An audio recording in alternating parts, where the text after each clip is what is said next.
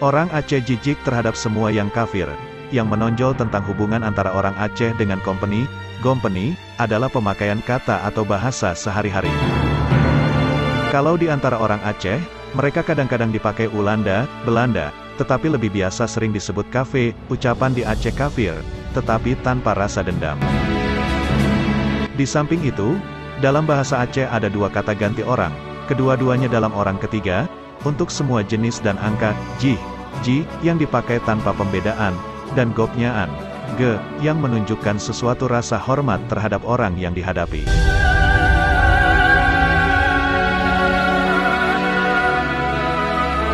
Tetapi rasa hormat sebagai sesuatu yang biasa untuk kecik yang sederhana, masih dianggap terlalu tinggi untuk orang Belanda, bahkan untuk gubernur Aceh, ya untuk company, yang dianggap sebagai pemegang kekuasaan tertinggi.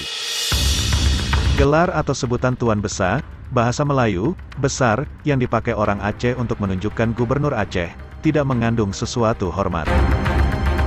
Untuk mereka kata itu, adalah asing, yang memang dipakai untuk menyebut para pejabat tinggi company, dan di telinga mereka terdengar misalnya, seperti, Mogol besar, Groot Mogol, dalam bahasa Belanda.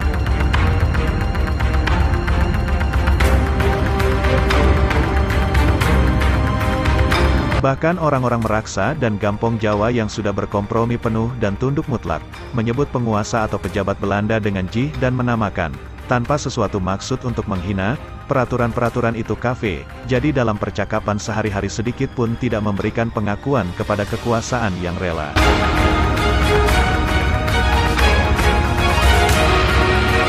Snouk Hurgronje pernah mengalami sendiri, di mana seorang pejabat Eropa yang tidak mengerti bahasa daerah, selalu disebut Jiij oleh orang-orang Aceh yang sudah menyatakan tunduk tanpa syarat, sedangkan yang disebut dengan Ge adalah satu-satunya orang Arab yang ada waktu itu dan sudah lama menetap di Aceh.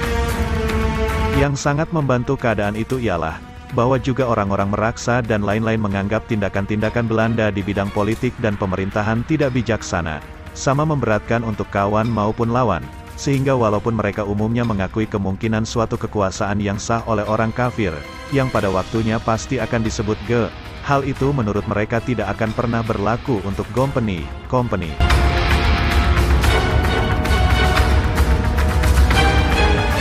Tetapi orang jangan lupa bahwa, dengan terbatasnya kedudukan Belanda di Aceh, maka pihak yang tidak bersahabat dan aktif itu menguasai sendiri pemakaian keadaan maupun keadaan itu sendiri. Sekalipun ada pendapat yang menguntungkan di Meraksa dan tempat-tempat lain yang sudah takluk kepada Belanda, suara-suara itu akan segera dibungkam oleh pengaruh yang bermusuhan itu. Sejak dari permulaan, orang-orang yang bersifat suka damai telah dimusuhi oleh saudara-saudaranya setanah air karena mereka selama ekspedisi pertama dan kedua, sesudah perjalanan Jenderal Van der Heijden, perasaan terhadap mereka mulai membaik, tetapi kemudian sudah menjadi paling jelek.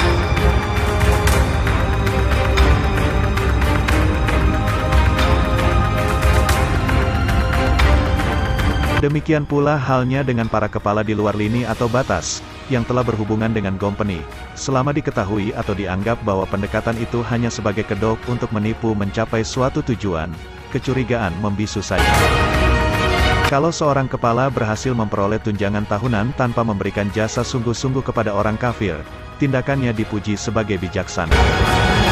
Tetapi begitu ada kecurigaan bahwa maksudnya sungguh-sungguh, maka nama baik kepala itu akan hancur sebab orang menganggap bahwa dalam yang paling sederhana dan pembenci, kafir pun, dalam keadaan demikian itu tidak akan lama berjuang melawan senjata yang lebih kuat. Para kepala karena turunan, panglima yang baru diangkat dan sukarelawan yang taat masing-masing mengorganisir kawanan mereka, masing-masing menurut kemampuan, tapi pada umumnya orang mengeluh karena sedikitnya bala bantuan yang datang dari orang-orang dataran tinggi dan pidi yang hanya membual keberanian mereka saja.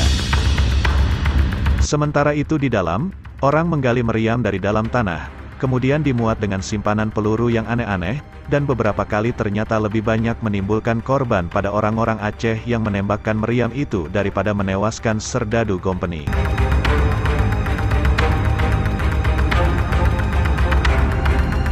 Pada permulaan, kepercayaan orang Aceh atas bantuan Allah, kadang-kadang tampaknya menjadi kenyataan. Kalau sesuatu tidak memenuhi harapan maka orang-orang yang mewakili agama selalu siap dengan keterangan.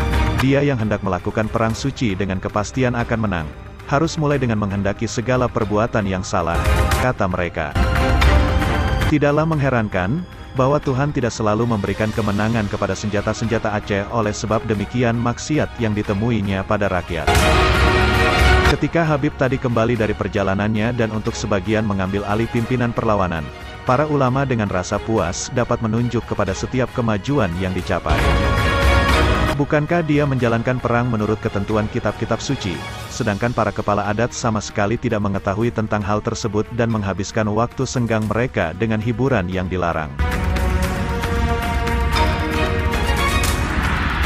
Akhirnya datanglah pelajaran yang pahit, terutama perjalanan tentara Belanda ke dataran tinggi telah menanamkan keyakinan bahwa dalam keadaan yang dihadapi, tidak ada sesuatu yang memaksanya untuk bersikap damai. Pernah saya mendengar tentang seorang kepala dari luar batas yang kadang-kadang datang ke dalam, lalu mengeluh di depan orang lain bahwa mereka menerima tunjangan tahunan sedangkan ia tidak. Ketika timbul keraguan-raguan mengenai nilai jasa-jasanya yang telah diberikan kepada company, dijawabnya bahwa ia hanya menginginkan tunjangan tahunan sebagai imbalan atas nama buruk yang diperolehnya akibat berhubungan dengan company.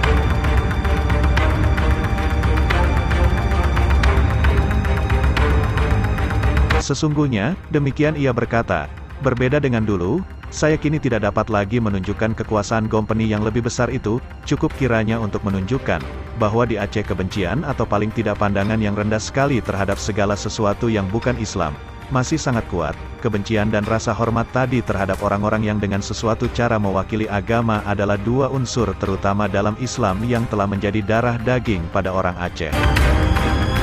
Jadi, disinilah ajaran Islam yang mengenai perang suci, mendapat dukungan kuat dalam watak rakyat Aceh dan dalam bagian-bagian yang populer dari agama itu.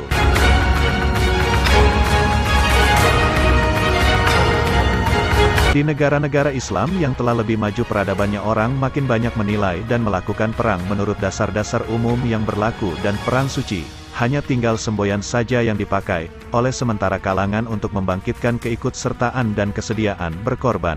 Tetapi di Aceh jihad itu masih benar-benar bertolak dari ajaran fanatik yang mudah dibesar-besarkan sehingga merugikan kaum kafir dan sebaliknya mengabaikan ajaran yang menurut mereka yang beriman sulit dicapai.